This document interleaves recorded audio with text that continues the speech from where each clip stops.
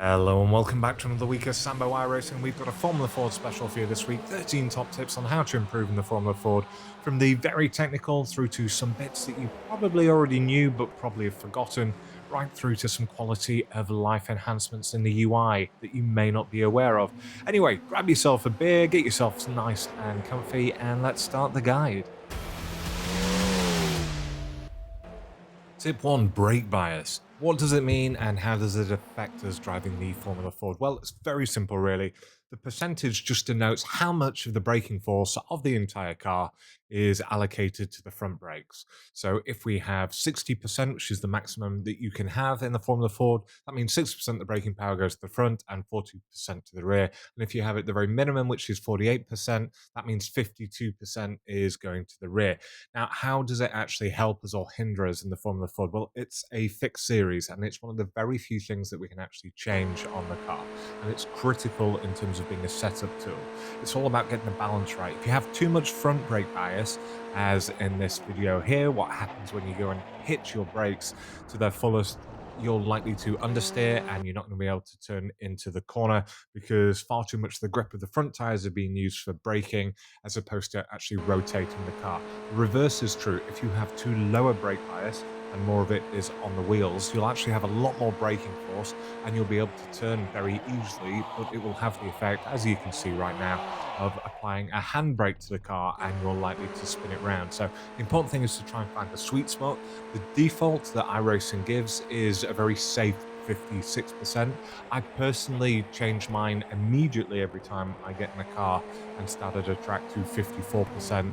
And usually I will use somewhere in the region of 53 to 55%. It will change on track to track depending on the prevailing conditions. So whilst a lot of people ask me what I do, you can always play about with it yourself. I have a button assigned on my steering wheel so that I can move the brake bias forward or back on the fly. And sometimes, depending on the car, I'll even swap it mid lap. Anyway, so that's tip 1, and we move on to tip 2. Trail braking, and I can already hear some people tell because every YouTuber talks about this, but it is really important. And why? So the traction circle is something I've already explained in the 25 beginners sim racing tips up above, but basically it means that we have 100% grip available to us for the use from our tires at any one time. We can use that accelerating or braking or turning or any combination of the above. Ideally, what we want to see is as we come into a corner and we hit the braking zone, we wipe off most of our speed using all of that grip in a straight line, but we don't finish there. The maximum efficiency means that we will then continue to brake, albeit slightly less, as we go into the apex. So we're still maintaining 100% of the grip, with most of it being lateral and only a little bit in the braking direction, and then we get back on the gas at the apex. What most beginner sim racers do is they start braking, they realize they're not braking hard enough and they have to increase that, and then they've usually over slowed down, and then they sort of panic, wait a moment, and then get back on the gas. That's inefficient, it's going to slow you down. That is trail braking. Now on to tip 3. Momentum is key if you want to be fast in the Formula Ford. Forget about aggression. We're not in a GT3. We're not in a high formula car where if we make a mistake, we can get away with it because we can just put our right foot down and kick ourselves out of the corner. It's all about maintaining momentum. The car's got no aero. It's got low power. Every mile an hour that you carry through the corner matters more than how late you brake. So if you're overdriving, locking up, or you have excessive sliding, that's just going to kill your speed. So focus on smooth inputs, wide entries, and flowing exits. And that is what brings me to tip 4. Use the entirety of the track. Now, as you can see in the background video here, me driving a Formula Ford at Rudskogen, you can see that not only am I using the grey part of the asphalt, but I'm using any additional parts of the track that we can use. So in this case, it's red and white rumble strips. So anytime you see them, you should probably be aware that you should be running over them. So we want a nice wide entry. We want to clip the apex running over the rumble strip if it's available, and we want to exit nice and wide onto rumble strips as well. But why do we want to do this? Obviously, there's a reason behind it, and I'm going to go into a little bit of technical detail now. If you've been racing for a long while and you already know this, my apologies. If you are new to sim racing, this is the technical aspect of why we do it. So if I take you now to turn 1 at Bathurst, if you look at this red line, this is the shortest way around the corner. but that's not the fastest way. The fastest way is the green line that I'm now showing you. So as you can see, it is a lot less acute in terms of the angle, and the radius of the corner is larger. How do we work out the radius? Well, what we do is at corner entry and exit and at the apex, we can make three lines of equal length that bisect it, and where they converge together is the radius. The same for the green lines. As you can see, the radius is larger, but how much larger? Well, this is where we can have a quick look at Google Maps. If I go to the same point on the Google Maps and do a measurement, for the red line, the radius is roughly 18 meters. And for the green line, if we look again, doing the same, it's a little bit trickier, but it is roughly 36 meters. Why does this matter? Well, it matters because we do actually know the equation for the maximum cornering speed, so the maximum speed at the apex. So in a car, the maximum cornering speed, which is V here, is the square root of the corner radius times by the grip limit for any particular car. Now, obviously, if you're in a Formula One car and you've got a load of downforce, that grip limit is quite high. If you're in a car such as the Formula Ford that doesn't have particularly slick tires and has no aero, it is a lot lower.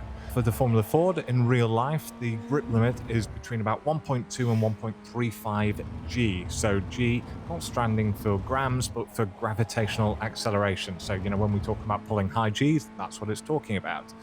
So the maximum cornering speed for the Formula Ford would be 1.3 G times by gravity, which is 9.81 meters per second square.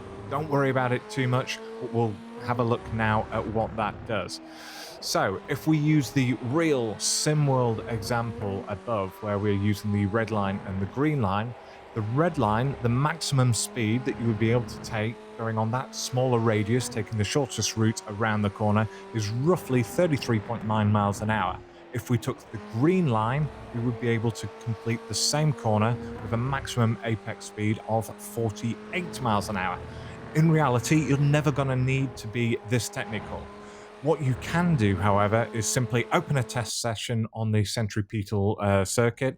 You can try driving faster and faster and faster from a very small sort of circle and increasing your speed. And what you will see is the faster you go, the larger the radius of the turn that you are making. So you can see for yourself, but all you really need to know is to make the full use of the track, to have the widest entry, to clip the apex and have a wide exit.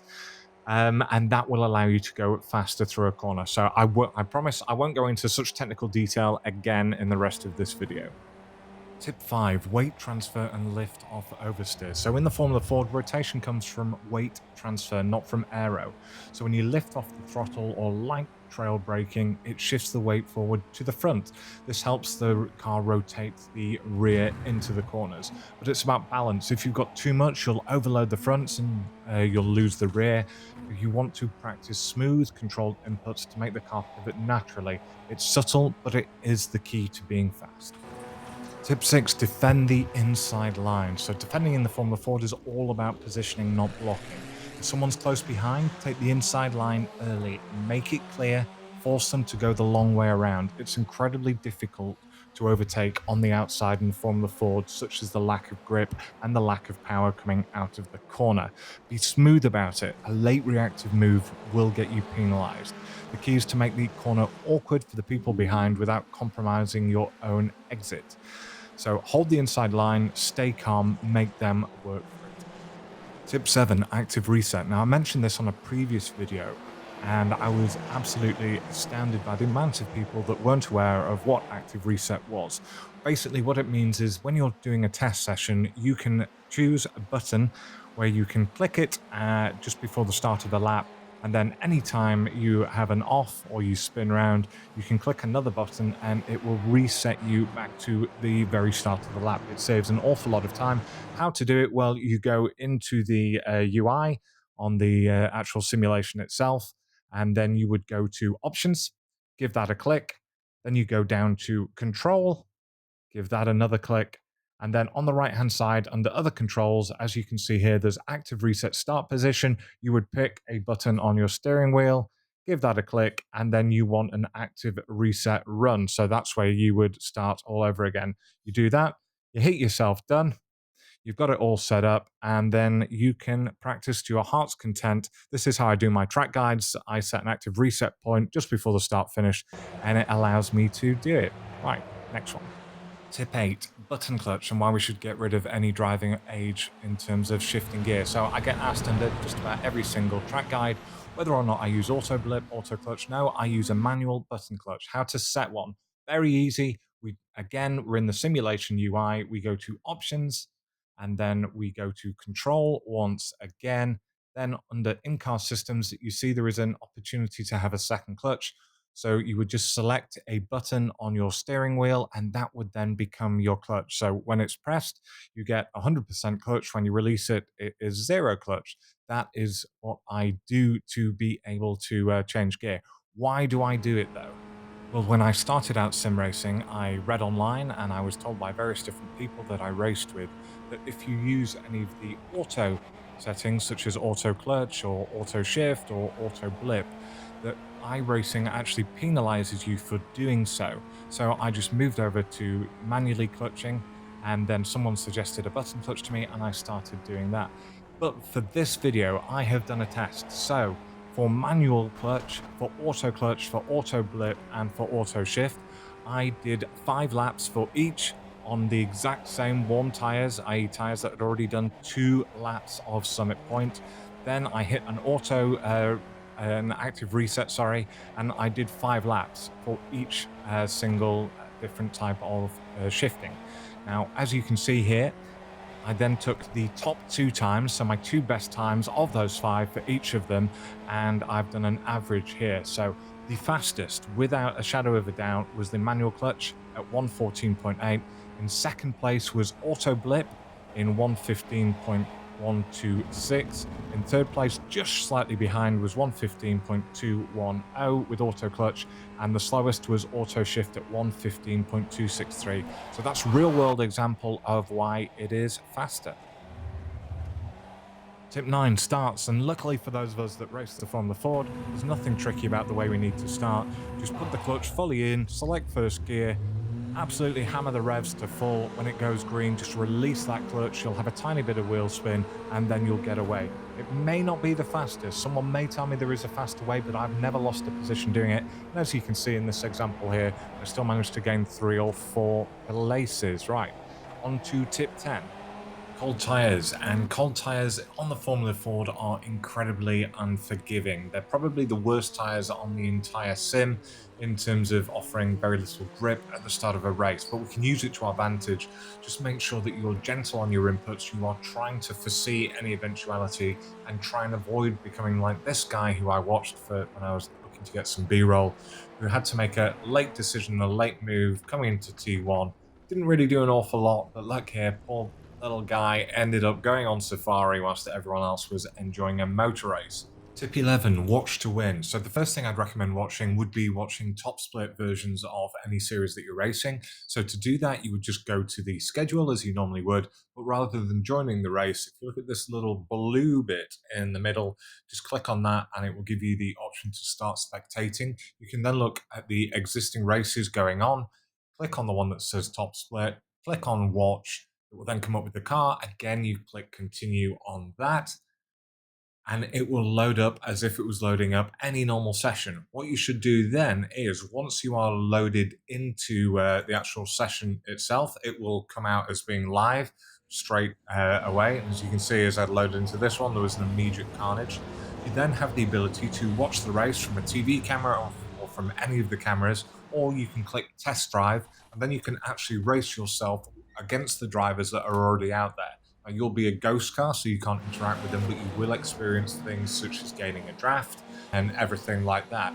Alternatively, you can go back into the cars, you can watch the race from any of the different drivers' angles, so from their cockpit or anything. It's great to try and pick up Racecraft to see where their lines are. I do recommend it. Other things to watch would be watch your own replays of your own crashes. I know everyone, when he starts off and they get into a crash, everyone immediately blames the other person. I did the same. try watching the replay from the other car's point of view and from the other car's chase cam. The final thing that I would say watch is track guides. I believe there are some great ones out there. Give them a try, and they're certainly worthwhile in picking up the pace. Tip 12, nail those exits. This is a momentum car, so in the Formula Ford, exits are everything. With low power and no downforce, your straight line speed depends entirely on how well you come out of the corner. So that means sacrificing a bit of entry speed if needed, get the car rotated early, straighten the wheel, and get back on the throttle cleanly. Any wheel spin or sliding kills momentum.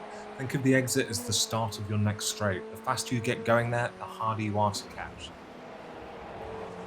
Tip 13, and the final tip, consistency beats hot lappers. So in the Formula Ford, consistency will beat raw pace almost every time. Now sure, some drivers are very good at qualifying, they usually set hot laps, but the race is 10 times that distance. It's about who can hit their marks lap after lap, under pressure, in traffic, on warm tyres. That's where you can win. So if you're chasing someone and you can't see a clear passing opportunity and you don't want to take a risk, don't panic, just stay close. Keep the pressure on. Most drivers, myself included, hate being hunted. They start checking their mirrors more, they'll brake earlier, they'll miss their apexes. You don't need to be faster, just be clean, be predictable, and make sure that you're in their mirrors. 9 times out of 10 they'll crack. A misshift, a lock up, they'll run wide, boom, there's your chance. So don't chase the perfect pass, chase the mistake and be ready to pounce when it does. Well, that's the end of my tips. If you found any of them helpful, feel free to consider dropping a like and subscribe. It really does help the channel grow. Got any questions, or if you want to share what you believe is one of your own tips that I may have missed, please leave a comment below. Thanks for watching, and I'll see you guys again next week. It's been Sambo iRacing.